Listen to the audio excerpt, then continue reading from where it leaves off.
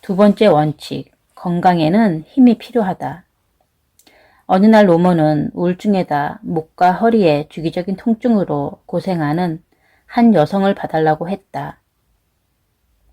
노모는 그녀가 몇 가지 정기적 치료를 받아도 괜찮겠느냐고 물었다. 나는 절대 안 됩니다. 이 환자에게는 그런 치료를 견딜 만한 힘이 남아있지 않아요. 라고 대답했다. 그때 나는 처음으로 치유와 관련하여 사람의 힘에 대해 언급했다. 노문이 자세히 설명해 달라고 했을 때 비로소 나는 방금 한 말의 의미를 깨달을 수 있었다. 뜻밖에도 사람의 힘이라는 표현을 사용함으로써 나는 인간의 에너지 시스템을 전혀 다른 각도에서 이해하게 되었다. 나는 노문에게 이 여성의 태도가 삶에서 힘이 빠져나가게 한다고 설명했다. 그녀는 스스로 무능력하다고 생각하면서 항상 누군가가 인정해주기만을 바라고 혼자 있는 상태를 굉장히 두려워했다. 그녀는 오직 다른 사람들, 특히 자기 아이들을 통제하는 능력에만 삶의 의미를 두고 있었다. 두려움과 무능력하다는 느낌은 마치 블랙홀과 같아서 특히 자기 아이들을 자석처럼 끌어당겼다. 그러나 그런 행동은 결국 아이들을 망가지게 할 뿐이었다. 늘 꾸지람만 들어온 아이들은 약하고 의존적이어서 둥지를 떠날 수 없다. 학업에서든 운동에서든 아이들이 무언가를 성취해도 엄마는 항상 잘못을 지적했다. 아이들을 정서적으로 지원하여 힘을 실어주는 일이 위험하다고 생각했기 때문이다. 다른 사람을 지배한다는 것은 엄청난 에너지를 쏟아붓는 일이지만 오히려 자신은 남을 지배하고 있다고 느끼지 못하므로 그야말로 기진맥진한 상태의 연속이었다. 그녀의 주기적인 통증은 다른 사람들을 지배하지 못하는 데서 오는 생리적인 결과였다. 노문의 병원에 올 쯤 그녀는 완전히 폐잔병의 모습이었다. 이 여인은 자식이 자기 곁을 떠나는 상황을 견디지 못했다. 그녀는 자식이 즐거움을 느낄 만한 행동을 하지 못했다는 사실을 부정했다. 자기는 깨끗한 집과 맛있는 식사, 좋은 옷을 제공했으므로 자식을 잘 돌보는 어머니라고 생각했다.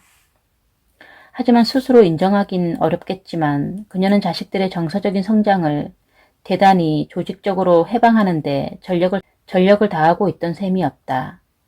기존 의학으로는 도울 방법이 없었으므로 노모는 정신요법, 전기장치에 의한 두개골 자극, 색깔과 광선요법을 포함한 대체의학적인 접근을 고려하고 있었다. 그러나 이런 기법을 모두 동원한다고 해도 일주일이나 한 달가량은 효과가 있겠지만 지배를 향한 병리학적인 투쟁을 포기하기 전까지는 결코 완치할 수 없었다. 그날 오후 나는 대체요법이 성공하려면 환자 자신에게 힘에 대한 내면적인 개념이 꼭 있어야 함을 알았다. 힘에 대한 내면적인 개념이란 자기 능력에 대한 믿음과 같은 내면적 에너지와 정서적인 자원을 만들어내는 능력을 말한다. 이 여인은 아이들이라는 외부 원천에서 끌어온 외면의 힘만을 지녔다. 이 환자에게도 정신요법이 도움이 될 수 있었다. 그러나 자신에 대한 진실을 직면하지 않는다면 일주일에 1시간이라는 진료시간 동안 불평만 늘어놓았을 뿐 아니라 이런 경우 그 어떠한 실질적인 치유도 일어나지 않는다. 수코팩이 거짓말의 사람들과 아직도 가야 할 길에서 지적한 대로 자신의 참된 모습과 문제에 대한 자신의 목, 다른 사람들과 맺고 있는 관계 등에 담긴 모든 진실을 똑바로 보고 인정하는 것이야말로 치유에 대단히 중요하다. 그녀를 평가하면서 나는 우리 삶에서 수행하는 힘의 역할과 에너지 시스템에 대한 통찰력을 얻을 수 있었다.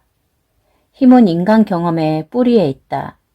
우리의 태도와 신앙의 양상들은 긍정적이든 부정적이든 우리가 힘을 규정하고 사용하는 문제와 연결되어 있다. 누구도 힘의 문제에서 자유로울 순 없다.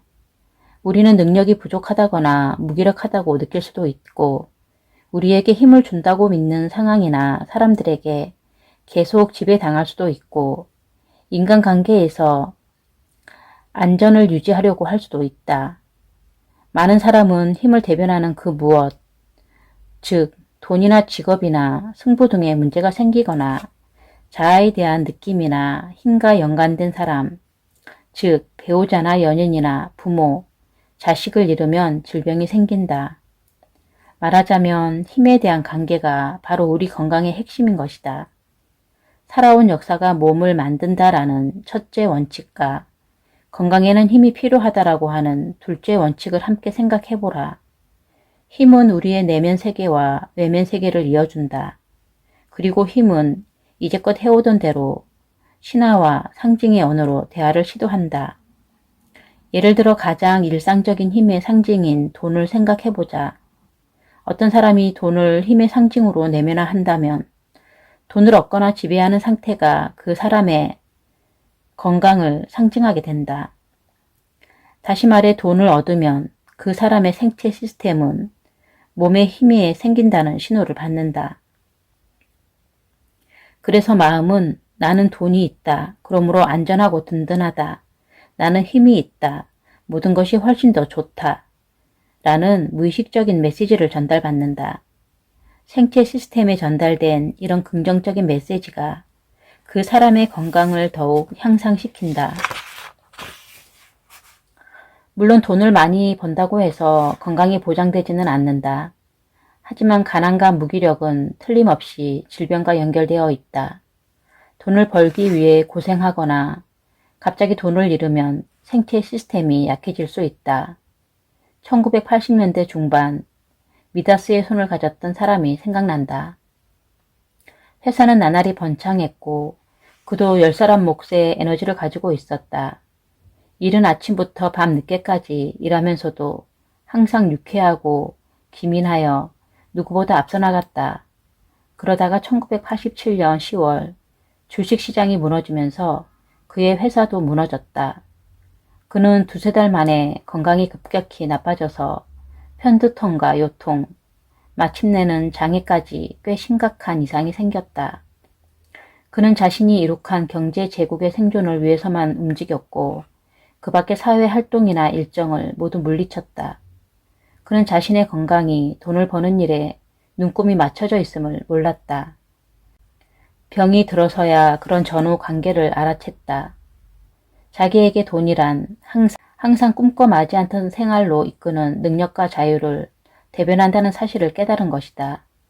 그는 행운을 잃자 기력도 잃었으며 몇 주 못 가 몸까지 무너져 내렸다. 사업을 회복해야 한다는 스트레스는 분명히 모든 사람을 허약하게 만든다. 그러나 그의 경우는 회사가 번창할 때도 그만한 스트레스가 있었기 때문에 그런 종류의 스트레스가 오히려 힘이 되었던 것이다. 우리 각자에게는 여러 가지 힘의 상징이 있으며 그러한 상징은 몸의 각각의 생물학적인 대용물이 있다. 앞에서 예를 든 치과 의사는 일이라는 힘의 상징을 지녔지만 자기 일을 혐오했기 때문에 나날이 힘을 잃어갔다. 고갈되어 가는 힘은 마침내 질병에 이를 때까지 계속 몸에 부정적인 반응을 만들어냈다. 우리의 삶은 힘의 다양한 상징, 즉 돈과 권위, 명예, 미모, 안전을 둘러싸고 구축된다. 우리의 생활을 채우는 사람들과 모든 순간을 만드는 갖가지 선택은 개인이 드러내는 힘의 상징과 표현이다. 우리는 자기보다 큰 힘을 지닌 것처럼 보이는 사람에게 도전하기를 망설이는 경우가 많다. 또 그들을 거절할 힘이 없다고 생각하기 때문에 열악한 제안에 그냥 동의해버릴 때도 많다. 수많은 상황과 관계를 잘 들여다보면 결국 그 바닥에 있는 역학은 힘에 대한 협상이다. 즉, 누가 힘을 가지고 있는지, 어떻게 하면 우리의 몫의 힘을 유지할 수 있는지를 잘 따지고 논의하는 것이다. 에너지의 상징 언어를 배운다는 것은 우리 자신과 타인의 힘의 역학관계를 평가하는 방법을 배운다는 뜻이다. 에너지의 정보는 항상 진실하다. 다른 사람 앞에서 입으로는 어떤 것에 동의할지라도 에너지는 그가 진실로 어떻게 느끼는지를 말해준다. 우리 몸과 영혼의 시스템은 항상 진실을 표현하려 하고 또 끊임없이 진실을 표현하는 방법을 찾아낸다. 우리는 무엇이 우리에게 힘을 주는지 알 필요가 있다. 우리 힘의 갖가지 상징, 그리고 우리 자신이 그런 상징과 맺고 있는 상징적이거나 실제적인 관계를 확인하고 우리의 몸과 직관이 보내는 메시지에 주의를 기울이면 질병을 훨씬 수월하게 치유할 수 있다.